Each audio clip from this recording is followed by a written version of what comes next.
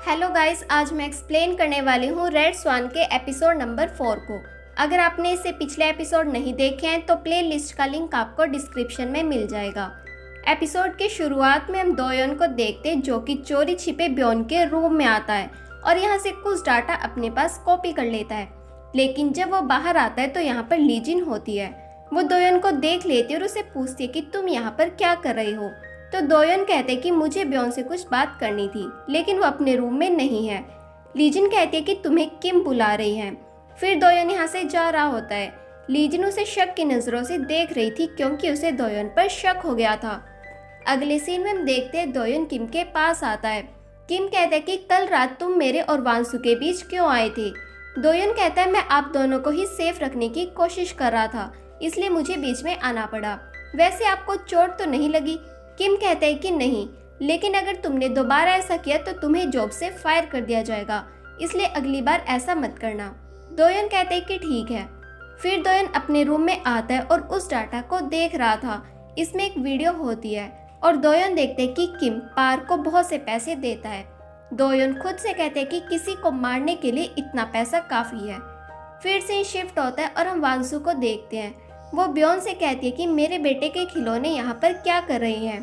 तो ब्योन कहती है कि मैं इन्हें फेंकना नहीं चाहती थी, इसलिए मैंने ये खिलौने यहाँ पर रख दिए। लेकिन वांसु कहते हैं कि तुम्हें ऐसा करने की ज़रूरत नहीं है, ये खिलौने बाहर फेंक दो और इस रूम को लॉक कर दो। बाद में ब्योन चेयरवुमैन के पास आते और कहते हैं वांसु ने वो खिलौने बाहर फेंकने के लिए कहा है। चेयरवुमैन कहती है ठीक है, फिर ऐसा ही करो। उसके बाद यहाँ पर हानसंग आता और चेयरवुमैन से कहते हैं कि क्या हुआ है। तो चेयरवुमैन कहती है कि हमें यंगमिन को नाउ फाउंडेशन का नया डायरेक्टर बनाना होगा। हानसंग कहते हैं हम ऐसा कर तो सकते हैं, लेकिन फिर वांसु का क्या होगा। चेयरवुमैन कहते हैं वांसु को रिजाइन देना होगा। फिर सीन शिफ्ट होता है और हम देखते हैं वांसु अपने भाई ह्युनसु से मिलती है और उसे पूछती है कि क्या बात है। ह्युनसु कहते हैं हानसंग ने मुझे ये डॉक्यूमेंट भेजा है और तुम्हें रिजाइन देने के लिए कहा है। आखिर ये सब चल क्या रहा है। वांसु कहते किम का पहले से ही एक बेटा है, पर ह्युनसु कोई रिएक्ट नहीं करता। तो वांसु कहती है क्या तुम ये सब पहले से ही जानते थे। ह्युनसु कहते मुझे शक तो पहले से ही था और तुम्हें भी तो शक था। फिर वांसु कहते तुम इस बात को लीक कर दो कि किम का शादी से पहले ही अफेयर चल रहा था और उसका एक बेटा भी है। अगले सीन में हम सेक्रेटरी योन को देखते जो कि भागते हुए चेयरवुमैन के पास आती है और उसे एक आर्टिकल दिखाती है जो कि किम के बारे में ही होता है कि शादी से पहले उसका अफेयर चल रहा था और उसका एक बेटा भी है। दूसरी तरफ हम किम को देखते हैं जो कि ऑफिस आ रहा होता है, लेकिन मीडिया वाले उसका वेट कर रहे थे। हालांकि किम को नहीं पता होता कि क्या बात है। फिर हम तायरा और उसकी मोम को देखते हैं, वो भी ये न्यूज़ देख रहे थे। फिर हम वांसु को देखते हैं जो कि नाउ फाउंडेशन में आती है, लेकिन यहाँ पर पहले से ही तायरा और उसकी मोम होते हैं। तायरा वांसु से पूछती है कि तुमने ये आर्टिकल पढ़ा। वांसु कहती है कि हाँ। तायरा कहती है अब मैं क्या करूँ, मैं तो बाहर भी नहीं जा सकती। वांसु कहती है ये तो तुम्हारे लिए अच्छी बात है, अब लोग तुम्हें अच्छे से जान पाएंगे और वैसे भी गलती तुम्हारी है।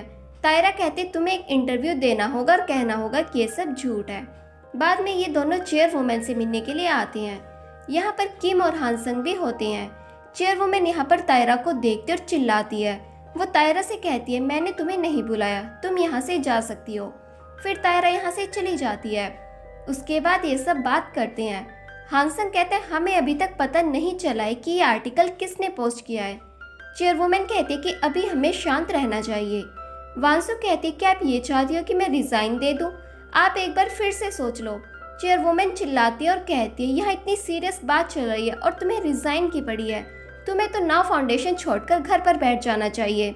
उसके बाद वांसु ऑफिस आती है और सेक्रेटरी योन से कहती है मेरे लिए एक प्रेस कॉन्फ्रेंस की तैयारी करो। योन कहती मैं चेयरवुमैन से पूछ लेती हूँ। वांसु कहते उन्हें बाद में बता देना, फिलहाल ये बात हमारे बीच ही रहनी चाहिए। योन कहती है कि ठीक है। फिर हम देखते प्रेस कॉन्फ्रेंस की सारी तैयारी हो चुकी थी। दूसरी तरफ हम वांसु और चेयरवुमैन को देखते हैं जो कि एक लेडी से बात कर रहे थे। वांसु बार बार घड़ी की ओर देख रही थी क्योंकि प्रेस कॉन्फ्रेंस का टाइम हो चुका था। फिर वांसु बहाना बनाकर बाहर आ जाती है। उसके बाद वांसु बाहर आती है। यहाँ पर दोयोन और लीजिन होते हैं। वांसु लीजिन से कहती है कि चेयरवुमैन को पेन किलर चाहिए, तो लीजिन मेडिसिन लेने के लिए चली जाती है। फिर वांसु दोयोन से कहती है कि मुझे प्रेस कॉन्फ्रेंस में जाना है।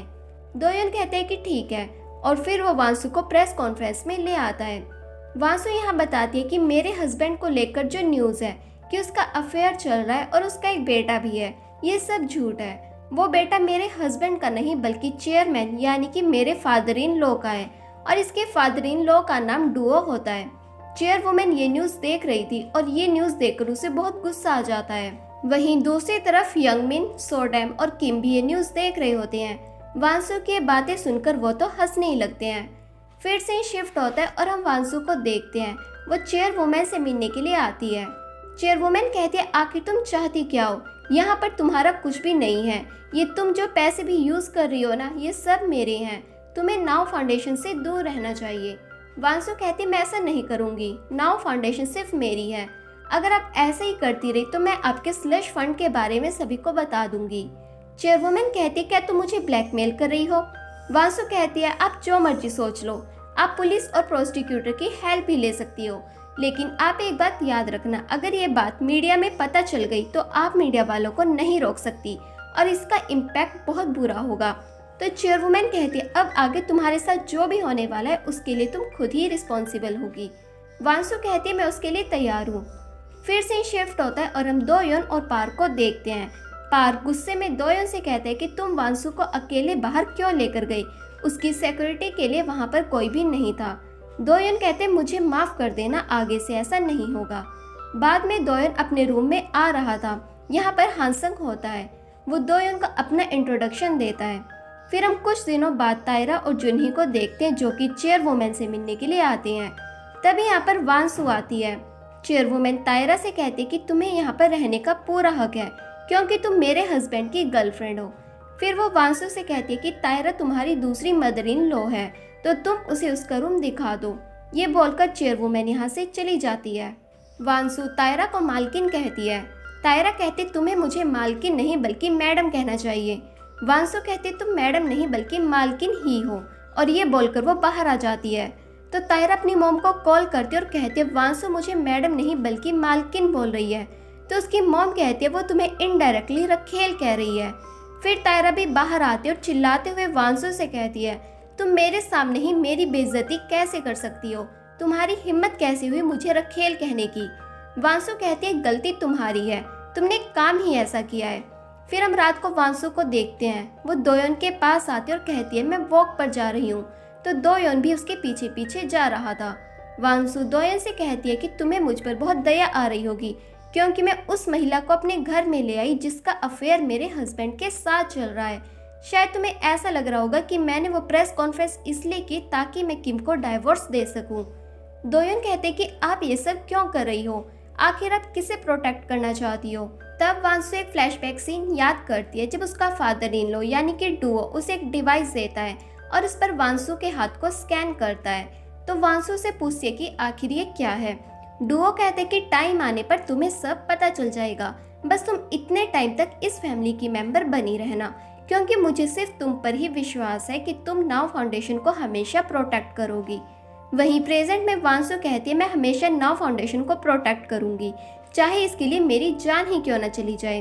तो दोयोन कहते हैं कि मुझे पता चला है कि चेयरमैन की डेथ ग्रैंड पैलेस में नहीं बल्कि कहीं और ही हुई थी और जिसने भी चेयरमैन को मारा है उसी ने मेरे फ्रेंड जूह्यूक को भी मारा है और वो तुम्हारी फैमिली से ही हो सकता है।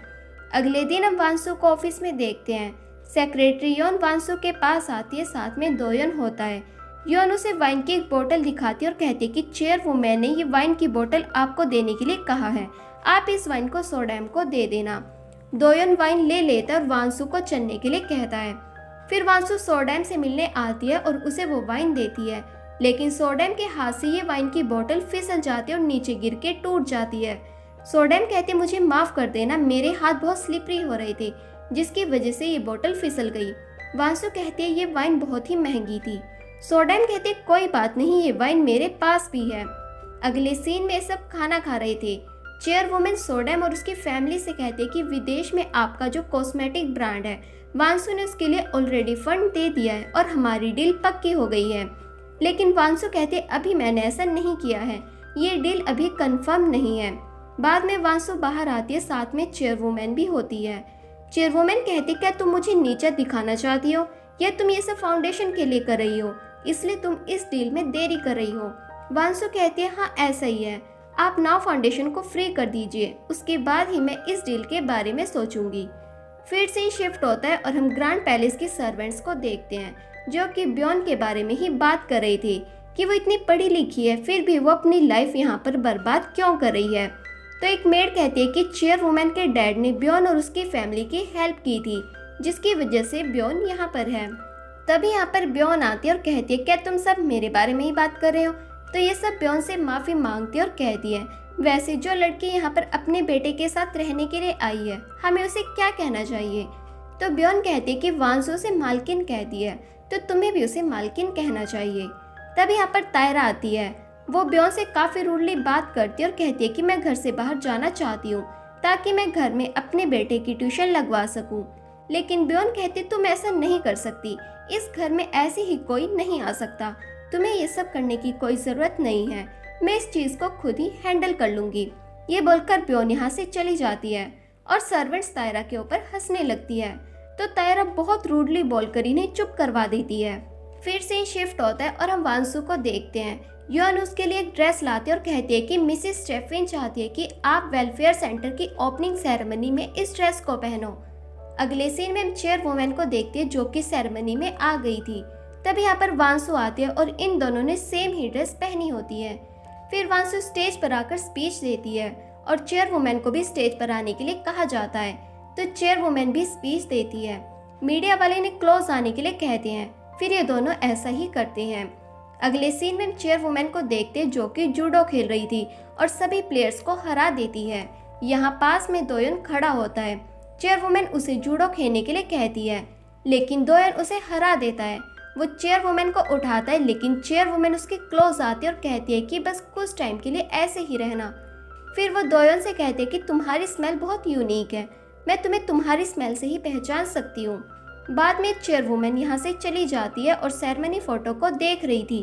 तभी यहाँ पर वांसु आती है और कहती है कि मुझे नहीं पता था कि आपने भी वही ड्रेस पहनी है, मुझे वो ड्रेस पहनने के लिए मिसेस स्टेफिन ने कहा था। चेयरवुमन कहती है कि कोई बात नहीं। फिर वो वांसु से पूछती है क्या तुम तुम्हारी मॉम से मिलती हो, पर वांसु मना करती है। चेयरवुमन कहती है कि तुम्हारी मॉम एक साइकेट्रिक हॉस्पिटल में है, क्या तुम ये बात जानती थी? अगर लोगों को ये बात पता चल गई तो तुम जानती हो ना क्या होगा। वांसु कहती है क्या मेरी मॉम को वहाँ तुमने रखा है, लेकिन चेयरवुमन कहती है मैं ऐसा क्यों करूँगी।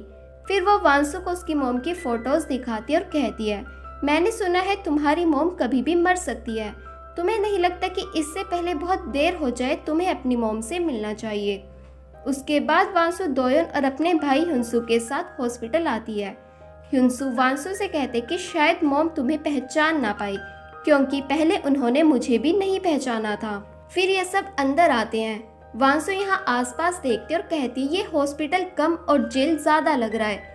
ह्युंसु कहते मैं जितना कर सकता था मैंने वो किया। वांसु ह्युंसु से कहती है मैं मॉम से अकेले मिलना चाहती हूँ। फिर वांसु अंदर रूम में आती है। दोयन बाहर खड़ा होता है। वांसु अपनी मॉम को देखती और चिल्लाती है। दोयन भागते हुए वांसु के पास आता है और इसी के साथ ये एपिसोड यहीं पर खत्म हुआ। आपको ये वीडियो कैसी लगी कमेंट सेक्शन में ज़रूर बताएं।